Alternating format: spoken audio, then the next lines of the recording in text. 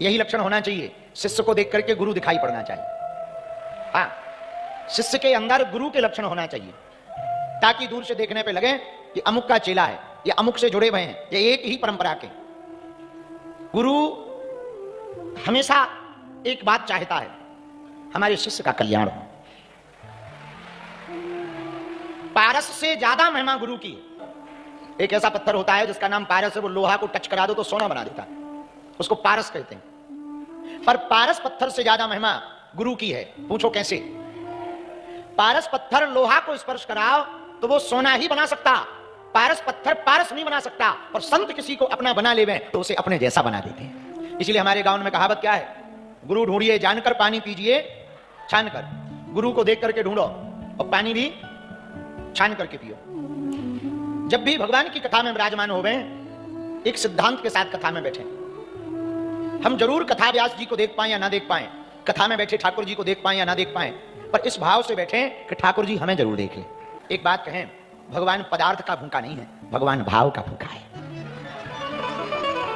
परमात्मा पदार्थ से प्राप्त नहीं होते। भगवान को सामग्री अर्पण कर दो तो भगवान प्राप्त नहीं होंगे, लेकिन भगवान के चरणों में अपना मन समर्पण कर दो तो परमात्मा मिल जाएगा।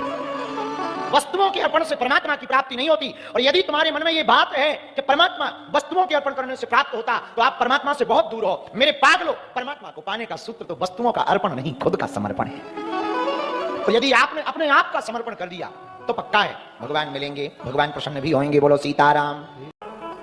तो ये बात, भगवान पदार्थों के भूखे नहीं है, भगवान भाव के भूखे हैं, भगवान हृदय को देखते हैं। दूसरी बात और सुनो बहुत ध्यानपूर्वक, जीवन को नारियल की तरह जियो। कैसा? नारियल की तरह। नारियल ऊपर से जरूर कठोर होता है, अंदर से बड़ा नरम होता है। ऊपर से कठोर होता है, अंदर से नरम होता है। जीवन भी ऐसा ही होना चाहिए। संसार वालों के लिए, अपनी परंपरा के लिए, अपने नियम के लिए कठोर जरूर दिखो, पर हृदय एकदम नरम होना चाहिए, एकदम सरल होना चाहिए, मन एकदम निश्चल होना चाहिए। जितना मन आपका बच्चों के जैसा होगा, जितना मन आपका निश्चल होगा, भगवान उतने ही नजदीक आपके होंगे। तो भगवान मिलते किसको हैं भैया? भगवान ये नहीं देखते कि तुम कौन हो, तुम कहां के हो, तुम कैसे हो, तुम्हारे कितने अवगुण हैं। भगवान तो हृदय देखते हैं कि तुम्हारा वर्तमान में हृदय हमारे प्रति कितना समर्पित है। आज से और अभी से एक बात तुम निर्णय कर लो, अब हम भगवान के हैं, भगवान हमारे हैं। और भगवान अवगुण नहीं देखेंगे। एक बात और बोले, कह दो, बोलो जरा जोर से कहो भैया। तीसरी बात, आपकी श्रद्धा यदि प्रबल हो ना तो परमात्मा को प्रकट होना पड़ता है, और होना ही पड़ेगा।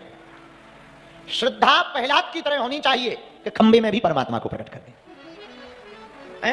खंबे से भी तो परमात्मा प्रकट भय। भैया हमारी कथा सुनकर, हमारे प्रवचन सुनकर तुमको महात्मा बनने की आवश्यकता नहीं है। तुम जो कर्म कर रहे उसी कर्म को हनुमान जी का काम मान करके करना, वो कर्म में ही तुम साधु रहोगे।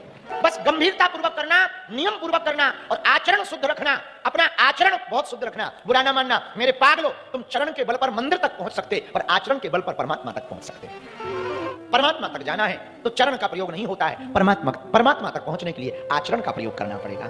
आचरण शुद्ध रखो जो कर रहे हो तुम। हम एक बात कहें, जो फल ये महात्मा जब तक करके हम लोग पाते हैं, वो फल आप गृहस्थ में रहकर पा सकते हो। बस अपनी गृहस्थ में परंपराओं को जीवंत रखना, भक्ति को मन में जीवंत रखना, आचरण शुद्ध रखना, विचार शुद्ध रखना, और नित्य घर पर साधु सेवा का भाव रखना। वो तुम्हारा घर घर नहीं मंदिर हो जाएगा। तुम गृहस्थ नहीं, तुम भी साधु हो जाओ। आज का सिद्धांत यही है भैया, आचरण शुद्ध करो अपने, बातों से नहीं।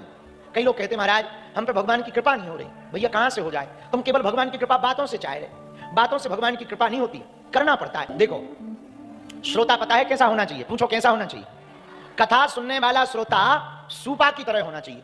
सूपा जानते हो? गांव में पहले माताएं धान फटकती थी, गेहूं फटकती थी, सूप, उसको सूपा कहते हैं हमारे बुंदेलखंड में। सूप जो होता ना, उसकी एक बहुत अच्छी आदत थी। क्या? वो सार सार को तो रख लेता था, थोता को उड़ा देता था, कचरा को उड़ा देता है, असली माल को रख लेता है। श्रोता ऐसे ही होना चाहिए। जो काम की बात नहीं है, बेकाम की है, उसे कान से उड़ा देनी चाहिए। जो तुम्हारे काम की है वो हृदय में रख लेनी चाहिए। लेकिन आज के जमाने में सूपा वाले श्रोता कम हैं, चलनी वाले ज्यादा हैं। आओ आओ आओ, सूपा वाले श्रोता नहीं है, चलनी वाले हैं। और चलनी की एक आदत है, चलनी में आटा डालो तो सार सार नीचे रह जा, कचरा ऊपर रह जा। अब तुम्हें निर्णय लेना है, तुम सूपा वाले श्रोता हो या चलनी वाले। अपने आप में विचार कर लेना, हम नहीं कह रहे तुम कौन से हो। और भैया असली श्रोता तो वही है जो अच्छी बात लगे वो हृदय में रख करके जीवन में उतारे। बोलो सीताराम।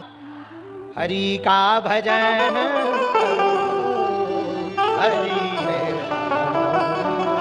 भगवान का भजन करो। भगवान अपना है और हम भगवान के हैं। एक बात और बोले अंत में, कह दो, बोलो, जोर से कहो। यदि हम भगवान के हो जाएंगे तो हम वचन देकर कहते हैं भगवान अपना नाता जरूर निभाएंगे। भैया एक बात बताओ, जो नींद में रहता उसे बाहर का होश रहता क्या?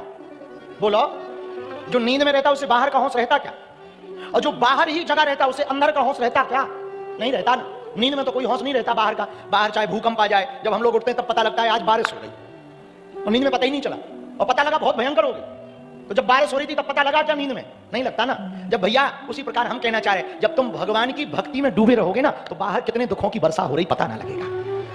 सब सपने में सो रहे हैं, सबके अंदर सपना है। ये जो हम देख रहे हैं ना, सब सपना है, केवल परमात्मा अपना है, बाकी सब सपना है।